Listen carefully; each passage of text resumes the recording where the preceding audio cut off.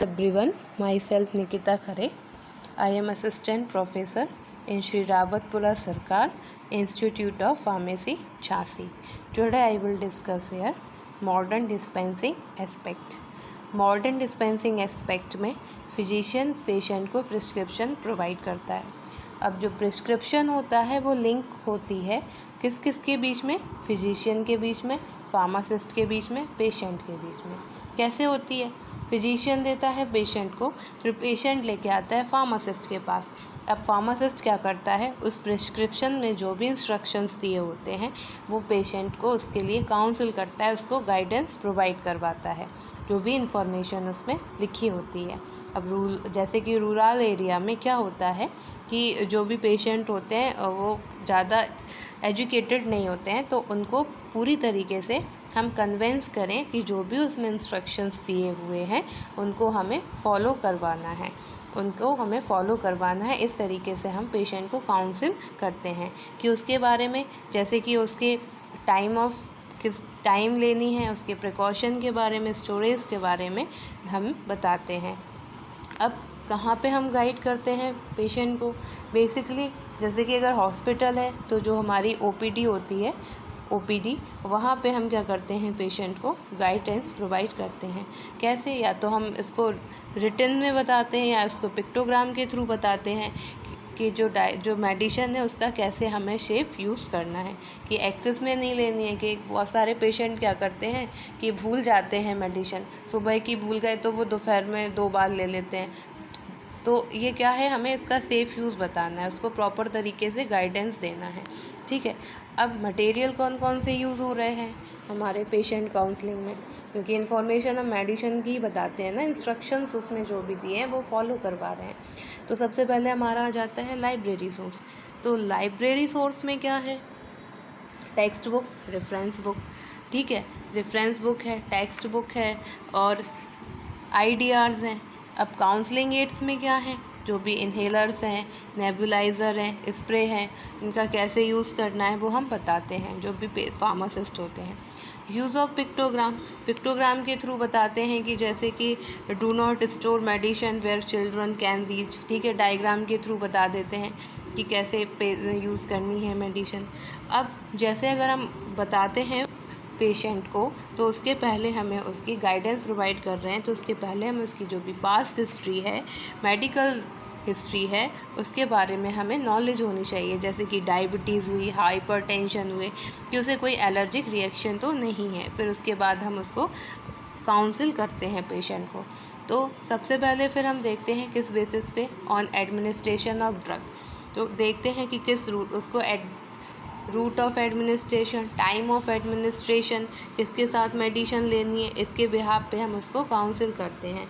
जैसे कि जो मेडिसिन है बेसिकली हमें एम्प्टी स्टमक नहीं लेनी चाहिए। ठीक है, जो लिक्विड के केस में जो भी सस्पेंशन इमल्शन है वो हमें सेक करके लेना चाहिए।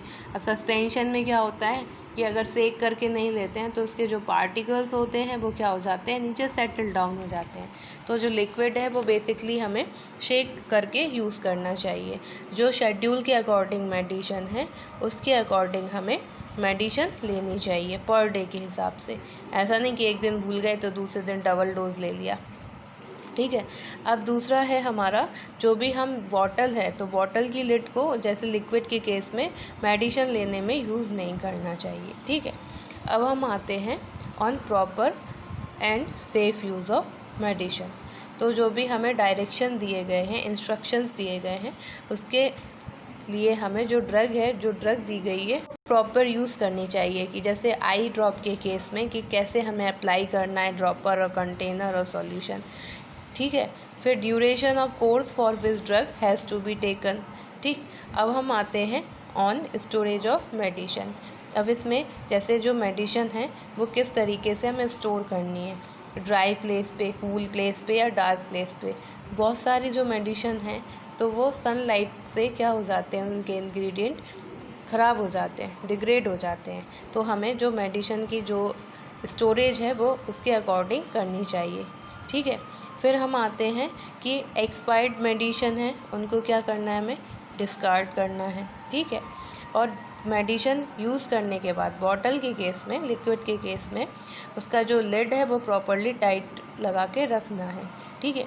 और थर्ड सबसे ज़्यादा इम्पॉर्टेंट क्या है, जो मेडिसिन है वो हमें चिल्ड्रन की पहुंच से दूर रखनी है।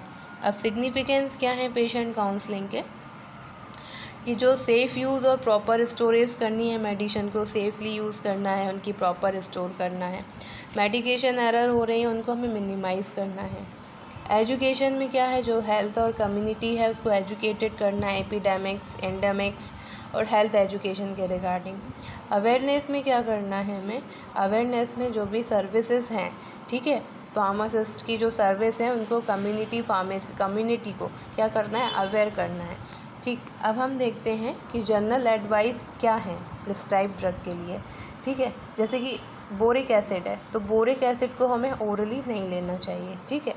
और जो 12 ईयर्स के बिलो चिल्ड्रन है उनसे दूर रखना चाहिए। फिर हम आते हैं जैसे कि टेट्रासाइक्लिन है, टेट्रासाइक्लिन को हमें मिल्क के साथ नहीं लेना चाहिए, ठीक। अगर वो मिल्क के साथ लेते हैं तो वो क्या करते हैं, चिलेट बना लेते हैं, कॉम्प्लेक्स फॉर्म कर लेते हैं, तो रेट ऑफ एब्जॉर्प्शन क्या होती है, वो डिक्रीज़ हो जाती है, ठीक। अब हम आते हैं सैलिसिलेट, अगर सैलिसिलेट प्रिस्क्राइब्ड है तो उसको हमें एम्प्टी स्टमक नहीं लेना है, ठीक है। और फिर हम आते हैं जैसे रिफाम्पिसिन, रिफाम्पिसिन क्या है, हमारी एंटी ट्यूबरकुलोसिस ड्रग है, तो इसको हमें कैसा लेना है, एम्प्टी स्टमक लेना है। ऑक्सीफेनाब्यूटाजोन है, उसको हमें एम्प्टी स्टमक नहीं लेना है। तो जो भी प्रिस्क्रिप्शंस पे इंस्ट्रक्शंस दिए रहते हैं वो हमें पेशेंट से फॉलो करवाने हैं, उनको इस तरीके से काउंसिल करना है कि वो सारे जो भी इंस्ट्रक्शंस हैं वो टाइम से फॉलो करें। अगर वो फॉलो करते हैं तो उसे हम बोलते हैं कॉम्प्लायंस, ओके।